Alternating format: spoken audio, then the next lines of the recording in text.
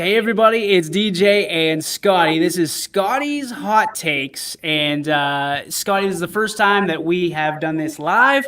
We're doing it in the same room. There's a lot of variables, but we wanted to get you up and live and have people kind of comment on the situation and some of your topics that you talk about in your blog. So go ahead with today's topic, Scotty. It's a good one. I'm excited to talk about it, and I'm sure there's a ton of people out there that are looking to get involved in this topic. Yes, DJ, I'm super psyched about this because I was an avid video gamer up until the time I was 17 years old, DJ. Then I kind of just fell off a little bit because not as many people I knew were playing. But speaking of video games, today we're covering the best sports video games. So the best sports games that the gaming world has to offer. And I gotta say, I had so much fun doing a story on this, DJ, and I'm psyched to talk about it on the podcast here today. Hey, just a little info. You can look at the camera. Don't look at the camera. Don't look at me. I know you're 5 feet that way, but pretend like you're talking to other people, Scotty. Yeah. I'm sorry. I gotta get used to this, DJ. I'll be fine. All right, so talk to us about the video games that you're looking to promote here today. Some of the best all time. What's on your list? Well, to start DJing, and it came in at the number 10 position, and it was backyard baseball. This one was for PC, DJ. And I remember even getting the backyard baseball, the MLB edition. But this one, I would just get hooked on. It was one of those ones I played for hours, DJ. And it was endearing to me as well because they had a fella, Kenny Kawaguchi, who also used the wheelchair. And he had a kind of a can-do-it attitude, like he was always positive and an elite base runner because he could push his chair with the best of them.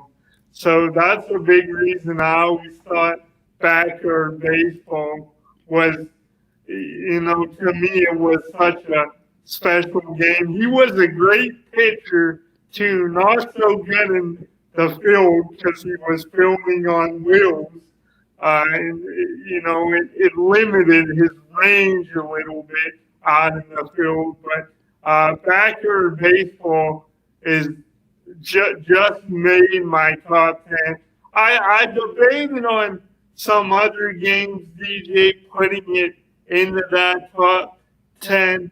But some of the other games, like NFL 2K, that was one, but it just didn't have quite the same impact. I know I love Sega Dreamcast, but for whatever reason, backyard baseball, I could play it for 6-7 hours straight, not really get tired of it. NFL 2K was great, but I can only go probably 3 hours max. But I know you played some backyard baseball too, DJ. Oh yeah, Pablo Sanchez was my jam. I think everybody growing up wanted to be Pablo Sanchez, and he was the backwards hat, the smallest kid on the field. Naturally, I identified with him, being that those two things were stipulations. He also could hit bombs and dingers and all day. So it was fun to play with him. And like you said, backyard baseball is a game that you play for hours. You play for 3 to 4 hours, back in the day on your computer, because when you have those days in the summer that are just pouring down rain, that's what you do. You play with that with your friends, and at that young age level, it's very entry level in gaming, and it was fun, and it was little kids playing baseball with big leaguers who were also kids, which was kind of cool, and it made kids identify with major leaguers. So, Major League Baseball, that's one of the few things they've done right in the last 30 years is backyard baseball, and hopefully makes its return someday. Did you, DJ, just a quick question on it? We got a lot to get to on the list, but do you remember the MLB version when they had you could pick from certain MLB players? Did you play that one at all? I didn't. I remember on the game, like Randy Johnson was on there. I think Kurt Schilling was on there as well. Kenny Lofton. Lofton was on there. I'm trying to remember all the guys that were on. I mean, I think it was Jason Kendall for the Pirates, if I'm not mistaken. But Yeah, it was Kendall. and I think you had Giambi on there somewhere. I don't think Ken Griffey Jr. made the list, which was disappointing because at that time everybody was a Ken Griffey Jr. fan. So I think they missed the boat there. But when you got Randy Johnson as a 9-year-old throwing some serious gas, it legitimizes the game a little bit, and everybody has the cheat code with, like I said, Pablo Sanchez. So that matchup of Randy Johnson versus Pablo Sanchez was always one for bragging rights around my neck of the woods and my summers in upstate New York. And I was thinking of Pablo DJ when I did this article, and I was reading some stuff online. People posted about the game, and a lot of people consider him the goat of that game of backyard baseball. So he was kind of like the can do it all guy, the superstar by many people's accounts of the game. Sticking with the baseball theme, DJ, another game. I'm not sure we haven't got to talk about this one together. I don't know if you played this one, but coming in at number 9 on my list was MVP Baseball 2005. So that's one there that I really I think for the MVP series and the MVP games, I think if you look at baseball games since as far back as I can remember, I think the MVP baseball, because it had a more authentic feel and I think it was ahead of its time, I think that probably ranks as the best, aside from the one I'm going to get to on my list soon as we get into the top 3, but it's arguably the best baseball game of all time. I feel baseball video game of all time, in my opinion.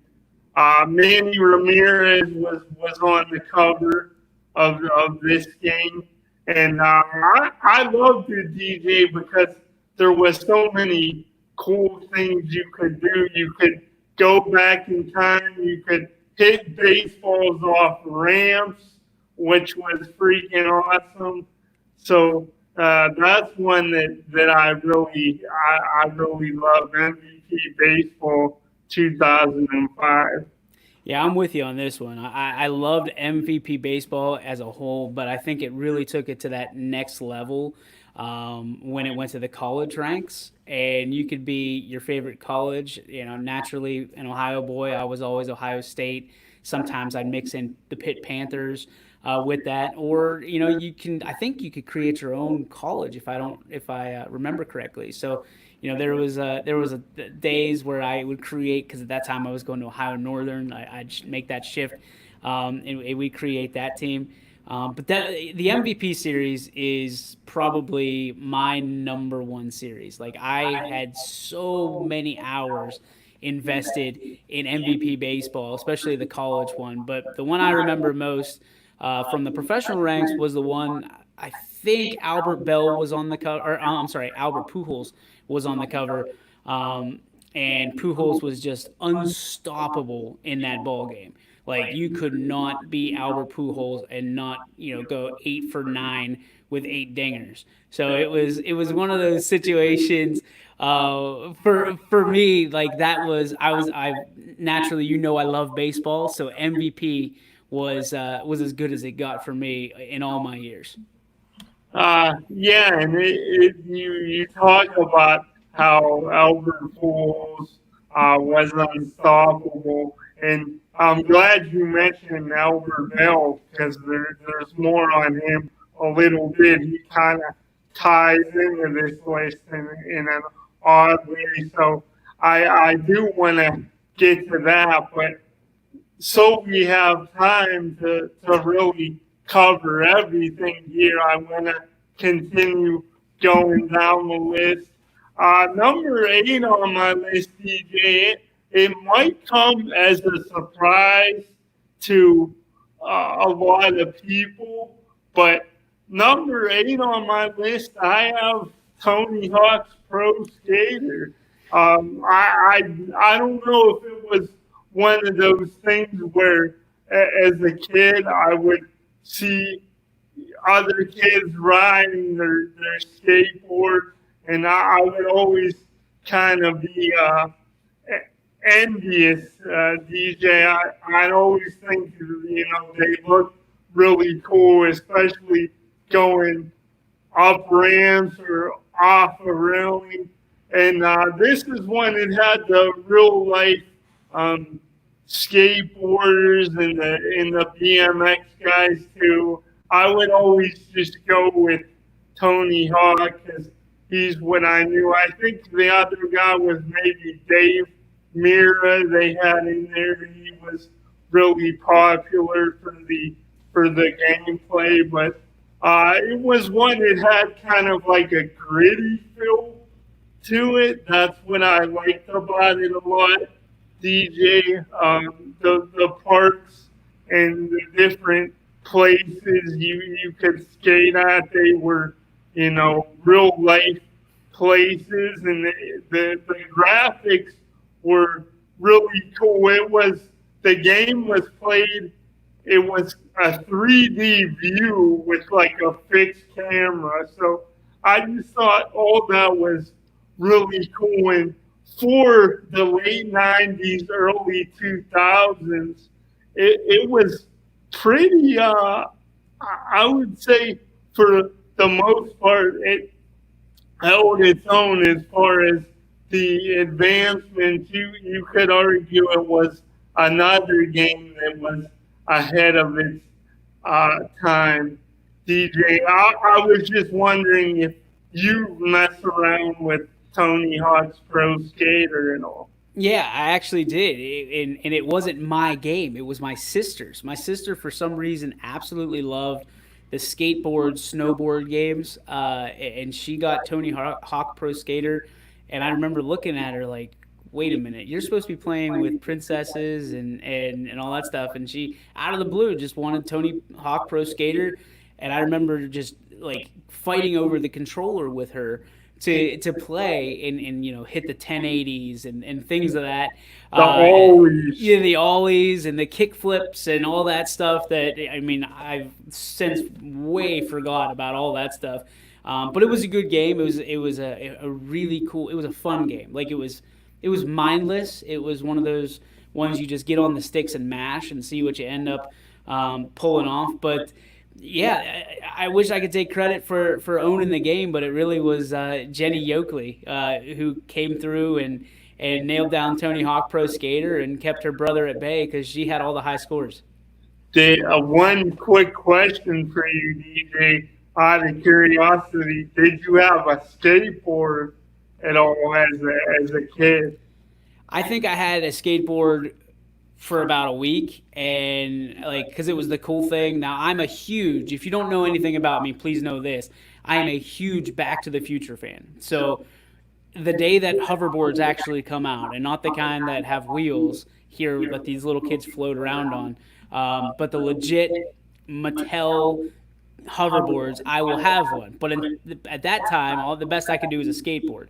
So my dad bought me a skateboard, and a week later, my mom took it off of me because the only place to skate was on the street. And I don't think that wasn't too good of an idea for a 7-year-old.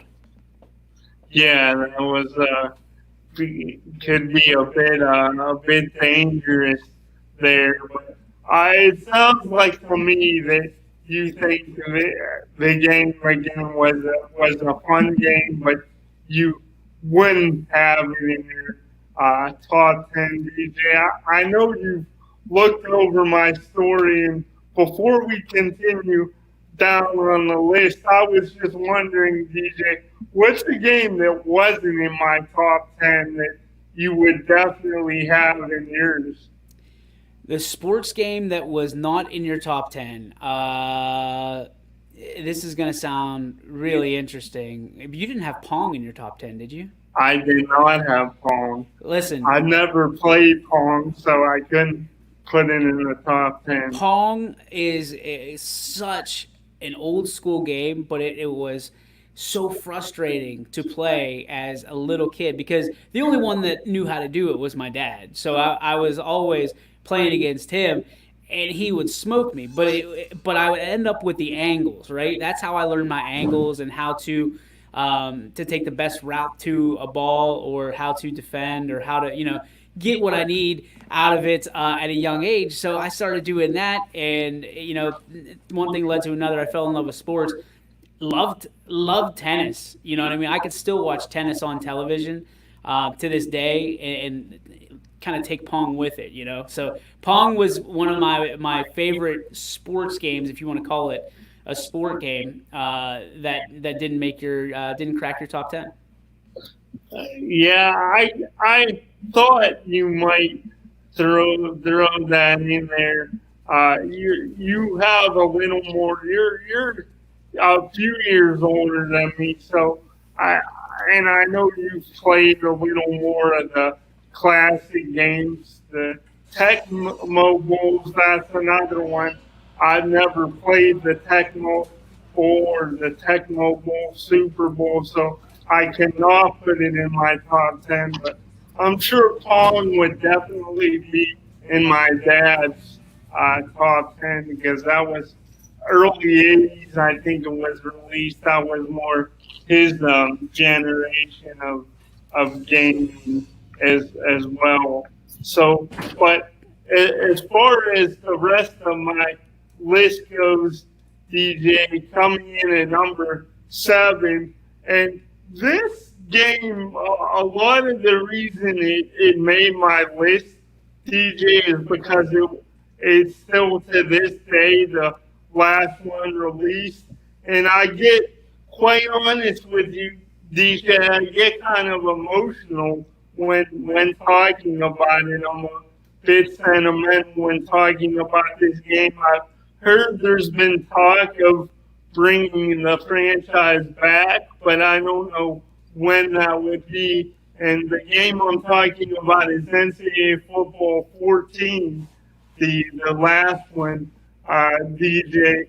I think there were certain things in the game that made it really cool. You still had the head jarring hits you could lay on opponents. The graphics were pretty solid. The controls while you were running and the different juke combinations they added to the game, I thought were pretty cool for that year.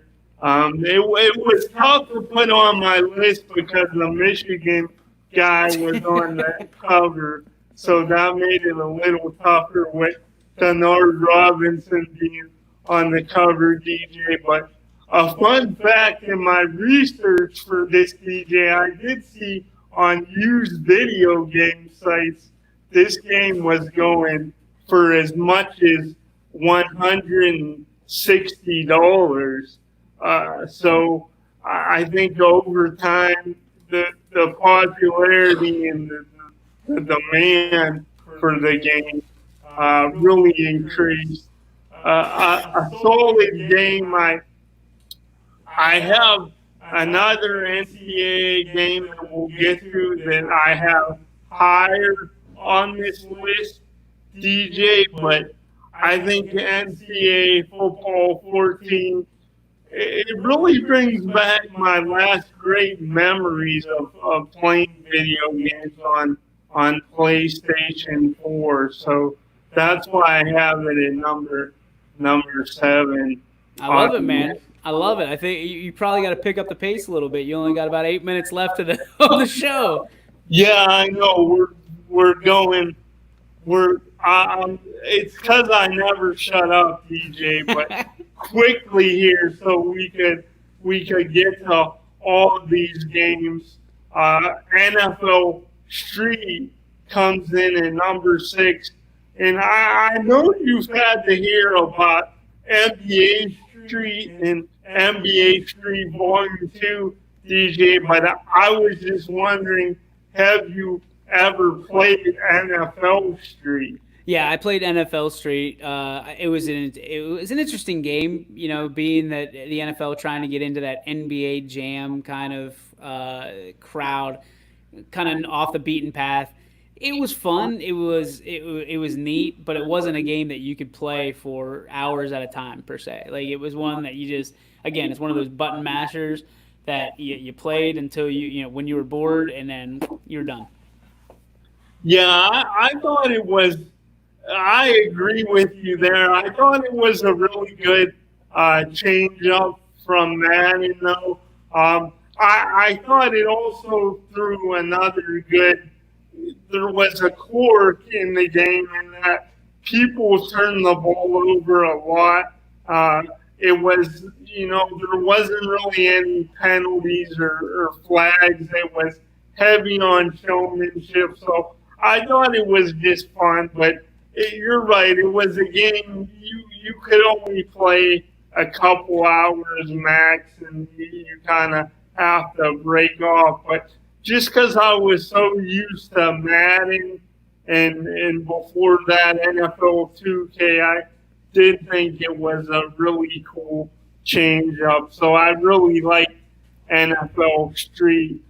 Could go more and more into it, but since we're running short on time, the next game, I just mentioned the series, and it has to do with the NBA. This is NBA Street, but it's NBA Street Volume 2, and it's been almost 20 years since it's released, DJ, but I gotta say, I think it'll always be, it's one of those games where it's going to be hard for another game to overtake it, or several games to overtake it as a top 5 sports game, because I think it's held up years later. The soundtrack, the players featured in the game, and the gameplay was fast, and for this generation, the millennial generation. And I really just liked how you can use the certain amount of all-stars like Bill Russell and Julius Erving, and they were so athletic, especially on defense. I thought it just made for such a fun game. You could block a lot of shots, and their verticals were, just sick in the game. So that's why I have NBA Street Volume 2 and number 5. Your thoughts? Yeah, I mean, it's another one of those cartoonish games that you can get behind. You can mash some buttons. You can get some bragging rights, all in one sit down with your friends. It's not one of those ones that you necessarily keep records, but you just know that you got bragging rights, and like, you guys are in between basketball games in the summer or baseball games. You guys sit down and have some mindless fun and enjoy some good tunes and some cartoon basketball. Number 4 on my list, DJ, I have NCAA football. This is another NCAA game, but it's 2004. I don't know if you remember, DJ, but it goes as far back that Carson Palmer was actually the cover man, cover athlete for the game.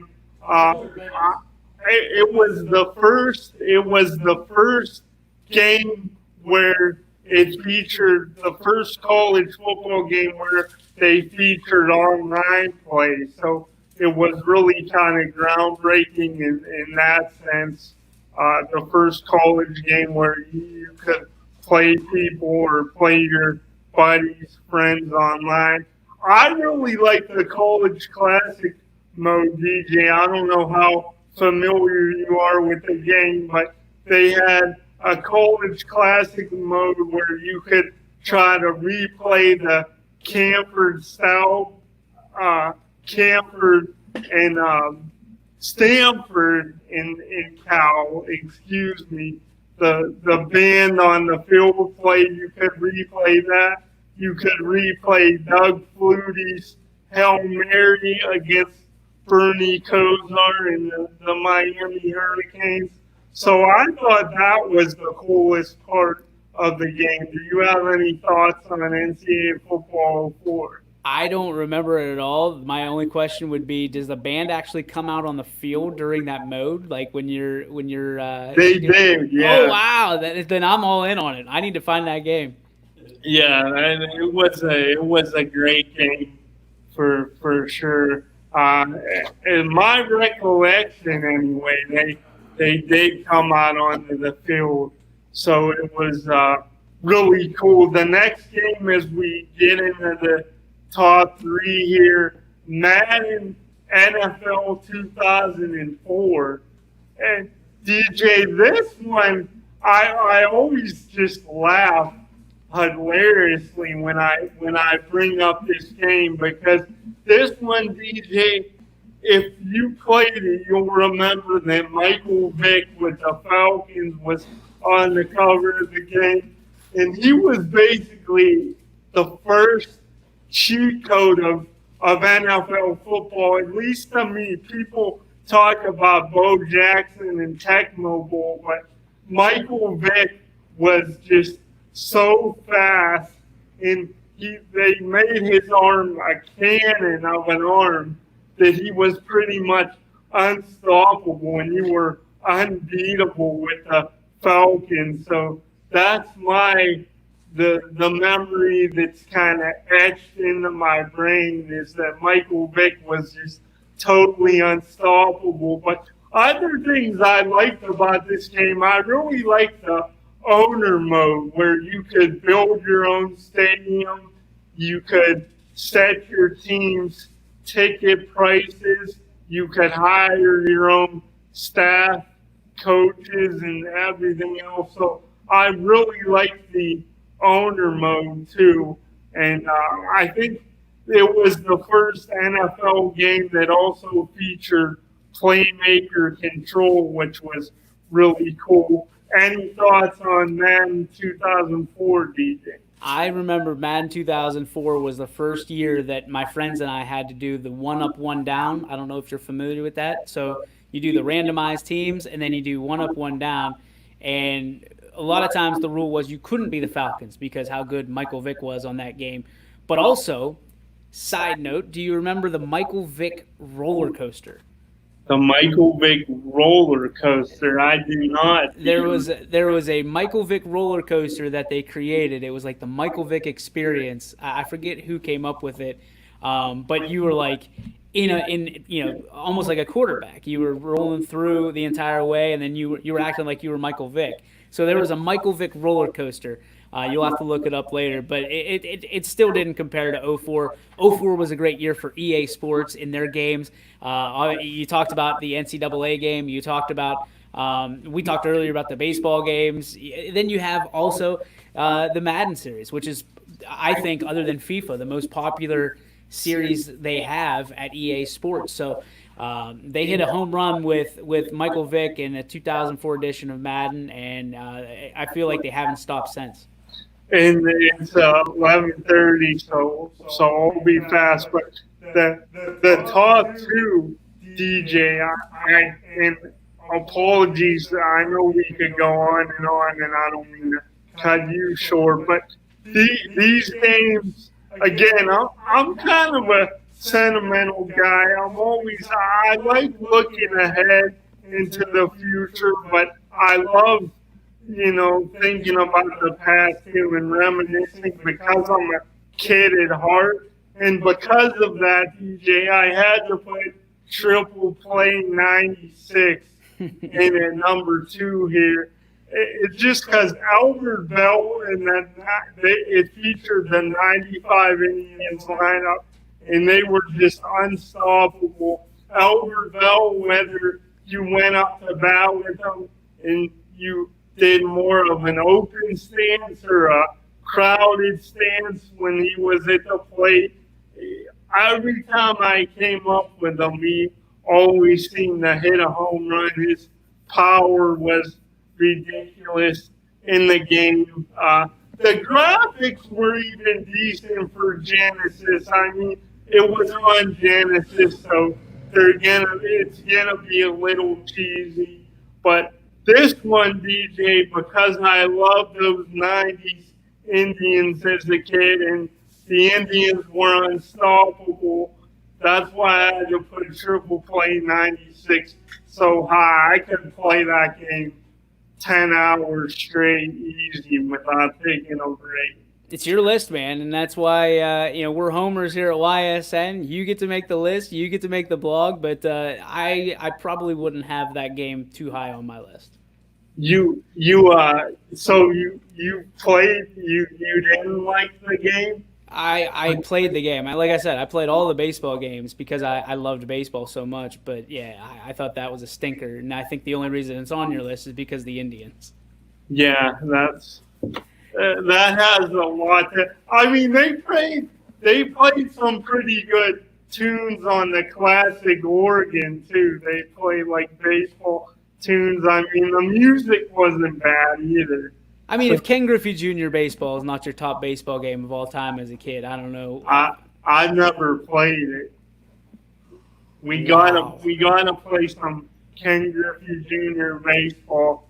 But anyway, you were talking about all the arcade style stuff earlier in relation to my list, DJ, and this one is no different as far as the arcade effect.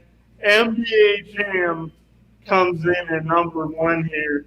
I just love the 2-on-2 play, DJ, and the fact that guys could pretty much jump up to the ceiling of the arenas. I thought that was really cool when guys would heat up and the play-by-play man would say, like, he would real fast, he'd be like heating up, and you kind of got that warning if you were playing as the opponent that, we better slow this guy down before he catches fire. And then another thing I loved about the game, DJ, I don't know if you remember, but guys could get punched in the back of the head, and there was absolutely no consequence to it. I don't remember that. So, I don't remember that at all. You don't remember that at all? It was just really, I'm trying to think of the right word for it. I guess you could say really no holds barred type of game. And I loved it because two of the most influential teams growing up, TJ, were those 90s Cavs, and the original NBA Jam featured Price and Doherty, so they were so solid. And then you had the Bulls with Horace Grant and Scottie Pippen. Of course, everyone was clamoring for MJ, but I forget the reason why he wasn't on video games. But you're giving me the money sign. But yeah, NBA Jam number 1. I saw you shaking your head, DJ, so I assume you don't agree with. No, Tecmo Bowl is number one in my heart. It'll always will be. Like if I can get a game of Tecmo Bowl in, you take my beloved Steelers who stink, or on that game, or you could take, the like you said, Bo Jackson was a cheat code. I was always a San Fran guy on that game. I loved playing with Joe Montana, and slinging it out to Jerry Rice. But I mean, NBA Jam would be on there somewhere for mine, but probably not the top. Like it's not it's a sports game, but it's a button mashing game. Like there's Tiger Woods golf still out there that missed the list. There's the show that's here on PS4. It's going to be on PS5. It's going to be on the new Xbox. The show is awesome. The show is a great one. Not on your list. Also, any of the UFC games that are out there, any WWE games. I remember, was it WrestleMania, WCW Nitro? Those games that were sports games that, again, button mashers, but they were still interesting enough. I mean, you look at the Maddens now, and you can play as create your own player. You can play through a storyline. There's a lot to it nowadays, but there is some nostalgia that you have for some of these games on the list. You said Tony Hawk, and it immediately took me back to the double wide in East Palestine, where my sister and I were slamming on the sticks trying to figure out kind of what was going on, and moving about on, like you said, kick flips and ollies and going up ramps and stuff like that. So I think you're more of a nostalgic guy than you are a technical guy and breaking it down. You get the fuzzies, warm and fuzzies in your heart, and that's how you based your list. Don't you? You're a kid at heart too, right? I mean, oh, I'm a kid. I'm not a kid at heart. Like I'm a kid at height. I'm a kid at, every way that you're a kid, other than having a beard. I'm a kid. Yeah, that's awesome. Well, I've had a blast, DJ. The only thing I just wish we had, more time. I know it's best for the podcast. We keep it in the 30 minutes to a little over range. So I'm just thank you for being on it today. And I'm so happy that Scotty's Hot Takes is back, man. We're back, brother, and better than ever. Next week, Wednesday, same time, 11 o'clock. Check it here, right here on YSN.